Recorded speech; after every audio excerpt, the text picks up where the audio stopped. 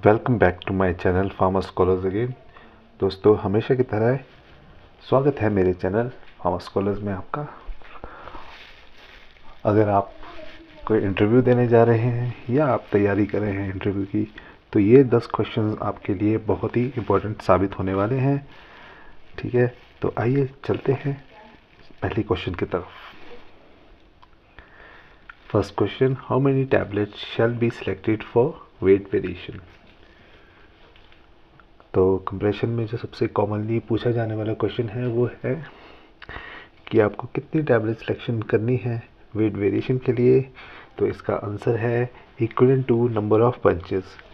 जितने पंचेस की आपकी कंप्रेशन मशीन है उतने नंबर ऑफ टैबलेट्स आपको सिलेक्ट करनी है। सपोज़ अगर 35 स्टेशन की मशीन है तो आपको 35 नंबर ऑफ टैबलेट्स सिलेक्ट करनी है वेट वेरिएशन के लिए। ठीक है, जितने नंबर ऑफ स्टेशंस की मशीन है उतने नंबर ऑफ टैबलेट्स आपको इनिशियली चेक करनी है। और इसके साथ आप एक और जवाब दे सकते हैं, एज़ पर आईपी आप 20 टैबलेट 20 सैंपल उठा सकते हो। As per IP 20 tablets can be taken for the weight variation.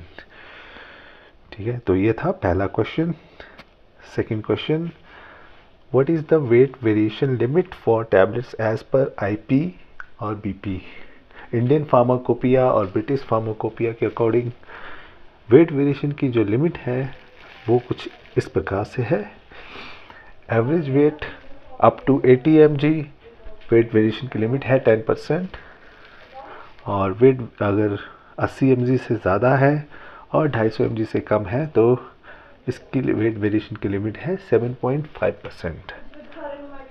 और अगर 250 mg से ज़्यादा की टैबलेट है तो वेट वेरिएशन की लिमिट है 5%। तो ये दोनों के लिए कॉमन है, इंडियन फार्माकोपिया और ब्रिटिश फार्माकोपिया दोनों के लिए लिमिट कॉमन है। जबकि यूएसपी के लिए लिमिट है अप टू 130 mg 10%। 130 mg तक का वेट है तो 10% की लिमिट है। 130 mg से ज़्यादा का वेट है और 324 mg तक वेट है तो उसकी लिमिट है 7.5%। और 324 mg से ज़्यादा की अगर टैबलेट है तो लिमिट है 5%। ठीक है, तो ये था आपका weight variation as per USP यानी कि यूनाइटेड स्टेट फार्माकोपिया के अकॉर्डिंग। तीसरा इंपॉर्टेंट क्वेश्चन है, what is the principle of tablet compression machine. Compression machine का अगर प्रिंसिपल की बात करें तो ये हाइड्रोलिक प्रेशर के प्रिंसिपल पे काम करती है। ठीक है, it works on the principle of hydraulic pressure. Question fourth, what are the types of tooling use in the compression machine. कितने तरह की टूलिंग आप यूज़ करते हो कंप्रेशन मशीन में। तो इसका आंसर है 4 टाइप की टूलिंग यूज़ होती है mainly. First B type tooling, second D type tooling, third BB type, fourth DB type. तो ये 4 टाइप की टूलिंग जो है यूज़ होती है कंप्रेशन मशीन में। और इनमें जो डिफरेंस है वो है पैरेलल डायमीटर और जो डाई है उसके आउटर डायमीटर। ये बी टाइप में हम देख सकते हैं, बी टाइप टूलिंग में कि बैरल डायमीटर जो है वो 19 mm का है और जो आउटर डायमीटर है डाई का वो है 30.16 mm। जबकि डी टाइप टूलिंग जो है वो उसका बैरल डायमीटर है 25.4 mm और डाई का आउटर डायमीटर है 38.10 mm। तो यहाँ से हम एक चीज़ जो है वो पता कर सकते हैं कि जो बी टाइप टूलिंग है वो कंपेरेटिवली स्मॉलर टैबलेट्स के लिए यूज़ होती है और डी टाइप टूलिंग जो है वो कंपेरेटिवली लार्जर टैबलेट्स के लिए यूज़ होती है। इसके अलावा बी टाइप टूलिंग जिसमें 19 mm का बैरल डायमीटर रहता है और 24 mm का डाई का आउटर डायमीटर रहता है।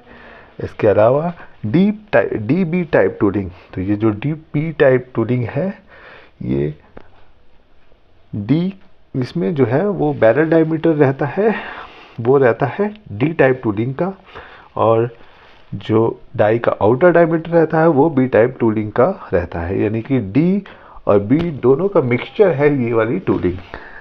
ठीक है, हम देख सकते हैं 25.4 mm यहाँ पे जो बैरल का डायमीटर है और जबकि डाई का जो डायमीटर है वो 30.16 mm है। तो ये था आपका fourth important question. Fifth question है what is the dwell time. तो कंप्रेशन में जो एक और इम्पॉर्टेंट क्वेश्चन पूछा जाने वाला वो है ड्वेल टाइम क्या होता है। तो ड्वेल टाइम एक ऐसा टाइम है जिसमें कंप्रेशन रोलर्स जो है वो पंच के हेड के साथ कांटेक्ट में रहते हैं। जितने टाइम के लिए जो कंप्रेशन रोलर्स हैं वो पंच के हेड के साथ कांटेक्ट में रहते हैं उसको ड्वेल टाइम कहते हैं। It is the time for which compression rollers are in contact with the punch head. ठीक है, इसी next question is what is SCADA. तो स्काडा एक व्हाट इज स्काडा, स्काडा की फुल फॉर्म है it stand for supervisory control and data acquisition. ये एक तरह की कंप्यूटर एप्लीकेशन है जो कि किसी भी इक्विपमेंट को मॉनिटर करने के लिए या किसी प्लांट को मॉनिटर करने के लिए यूज़ होती है एट सुपरवाइजरी लेवल। ठीक है, पूरी तरह से ये जो है वो मॉनिटर कर सकती है किसी भी इक्विपमेंट को, किसी भी प्लांट को सुपरवाइज़र की तरह। ठीक है, उस लेवल पे एक ऐसी एप्लीकेशन है स्काडा। ठीक है, तो ये था सिक्स्थ क्वेश्चन। चलते हैं नेक्स्ट क्वेश्चन की तरफ। इसके अलावा जो बहुत इंपॉर्टेंट क्वेश्चन है, बहुत बार पूछा जाता है इंटरव्यूज़ में, वो है what are the different type of tablet defects. कितने तरह के टैबलेट डिफेक्ट्स होते हैं टैबलेट में। तो सबसे पहला कैपिंग लैमिनेशन। ठीक है, जिसमें आउटर पोर्शन जो है वो सेपरेट हो जाता है अपर पोर्शन टैबलेट का, उसको कैपिंग या लैमिनेशन कहते हैं। ठीक है, जिसमें टैबलेट लेयर्स में सेपरेट हो जाती है। इसके अलावा स्टिकिंग और पिकिंग। जो स्टिकिंग जहाँ पे टैबलेट स्टिक हो जाती है, जो डाई है उसमें स्टिक हो जाती है टैबलेट, और पिकिंग जहाँ पे टैबलेट जो है पंच के साथ जो है वो चिपक जाती है। ठीक है, तो उसको पिकिंग कहते हैं। इसके अलावा वेट वेरिएशन, ब्रिजिंग एक तरह की टैबलेट डिफेक्ट है। ब्रोकन टैबलेट, चिपिंग जहाँ पे टैबलेट की एजेस ब्रोकन हो जाती हैं। ठीक है, जहाँ पे टैबलेट की एजेस जो है वो टूट जाती है उसको चिपिंग कहते हैं। क्रैकिंग, जिसमें टैबलेट में क्रैक्स आ जाते हैं। इसके अलावा ब्लैक पार्टिकल्स आ सकते हैं टैबलेट में, और फॉरेन पार्टिकल्स भी आ सकते हैं। तो ये different type of tablet defects हैं। ठीक है, कंप्रेशन स्टेज में। चलते हैं एट्थ क्वेश्चन की तरफ। Different type of in process checks during tablet compression stage. Tablet compression stage में क्या क्या आप इन प्रोसेस चेक करते हैं। ठीक है, ये भी बहुत इंपॉर्टेंट क्वेश्चन है। कहते हैं सबसे पहले आप अपीयरेंस चेक करते हो टैबलेट की। इसके अलावा एवरेज वेट चेक करते हो, यूनिफॉर्मिटी ऑफ वेट चेक करते हो। ठीक है, इसके अलावा hardness, thickness, diameter, friability, DT और मशीन स्पीड। तो ये जो इन प्रोसेस रहते हैं चेक्स, जो मेनली आपको चेक करने होते हैं कंप्रेशन स्टेज में। नेक्स्ट क्वेश्चन है ninth question, how many tablets should be selected for the friability test, how to calculate the friability. तो इसके लिए फॉर्मूला है if average weight of the tablet is less than 650 mg then take tablets equivalent to 6.5 gram. तो अगर ये depend करता है कि एवरेज वेट टैबलेट का कितना है। अगर टैबलेट का एवरेज वेट 650 mg से कम है तो आपको उतनी टैबलेट लेनी है कि आपका जो वेट है वो इक्वलेंट हो जाए 6.5 ग्राम के।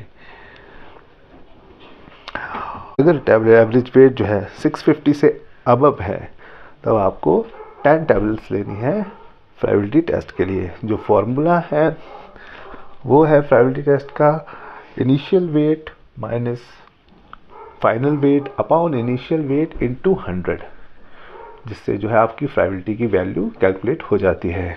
और जो लिमिट है फ्राइबिलिटी की वो है नॉट मोर देन 1%। तो 1% से ज़्यादा फ्राइबिलिटी नहीं होनी चाहिए। चलते हैं नेक्स्ट क्वेश्चन की तरफ। 10th question, last but not the least question, बहुत इंपॉर्टेंट क्वेश्चन है, how to perform metal detector challenge test. तो मेटल डिटेक्टर चैलेंज टेस्ट कैसे परफॉर्म करते हो आप। इसके लिए आपको डिफरेंट बीट्स पास करनी होगी मेटल डिटेक्टर के थ्रू। जैसे कि फेरस बीड जो कि 0.15 mm की रहती है। जैसे इसको पास कर रहे हैं मेटल डिटेक्टर के थ्रू, तो मेटल डिटेक्टर को इसको जो है वो डिफ्लेक्शन के थ्रू रिजेक्ट करना होगा, ठीक है। इसके अलावा आप नॉन फेरस बीट को पास करते हैं, इसको भी डिफ्लेक्शन होना चाहिए, ठीक है, इसका भी डिफ्लेक्शन होना चाहिए, उसके थ्रू रिजेक्ट होना चाहिए इसको। इसके अलावा एसएस यानी कि स्टेनलेस स्टील की जो बीट्स हैं वो पास करनी है, ये भी 0.25 mm की रहती हैं नॉन फेरस बीट की तरह, और ये भी डिफ्लेक्ट होनी चाहिए, ठीक है। मेटल डिटेक्टर को इसको भी रिजेक्ट करना होगा, ठीक है, तभी आपका जो है पता चलेगा कि आपका मेटल डिटेक्टर प्रॉपर वर्क कर रहा है या नहीं। और इसके साथ साथ एक ब्लैंक रीड, ठीक है, जो उसको भी पास करना होगा, और ये जो है उस मेटल डिटेक्टर के पास हो जानी चाहिए विदाउट एनी डिफ्लेक्शन। तो ये था आपका मेटल डिटेक्टर चैलेंज टेस्ट, ठीक है। तो ये थे आपके 10 मोस्ट इम्पॉर्टेंट क्वेश्चन जो कि कंप्रेशन स्टेज के इम्पॉर्टेंट क्वेश्चंस हैं। Thank you for watching, bye bye, take care.